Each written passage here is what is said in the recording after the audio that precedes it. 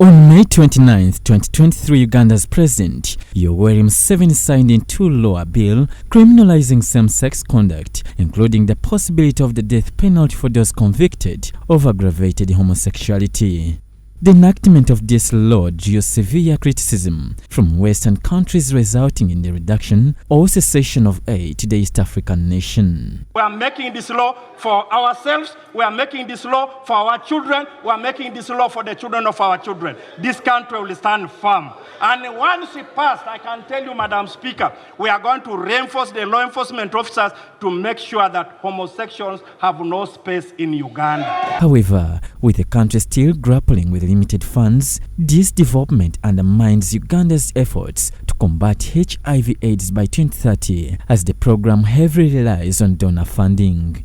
According to Unypa, the reduction in aid from Western countries has had catastrophic effects on Uganda's HIV-positive community, limiting access to essential services such as medication. In a situation where that money is pulled out, it poses us to a risk, because as people living with HIV, there is no cure as yet. That means that the treatment that the people are on is lifetime, and the risk of it being taken away because of absence of funds is really worrying. Even beyond the HIV treatment, the other services that are provided, the psychosocial support, the continuous counseling and guidance, all those are really important. The people living with HIV are Ugandans. So it's our role to own the response, contribute to it in the different ways that we can. Where you can donate $1, there is a $1 initiative by the private sector, because at the end of the day, these are people that we are living with, and they continue to thrive in our communities. Awori Roth emphasized the need for the government to increase domestic funding for the HIV fight to facilitate easy access to services.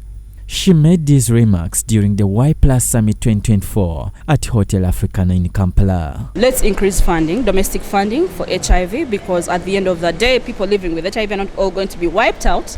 They'll need to be on continuous treatment. And then secondly, we need to improvise the programs that cater for the different needs of young people living with and affected by HIV. We call upon the government to work with organizations like Unypa that have the access to the young people in their respective communities to design and implement programs that speak to their unique needs and requirements in the community. Statistics reveal a higher incidence of HIV infection among girls compared to boys.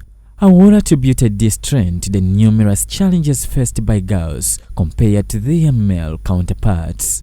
Our anatomy as girls, we are prone to infections more than our other counterparts.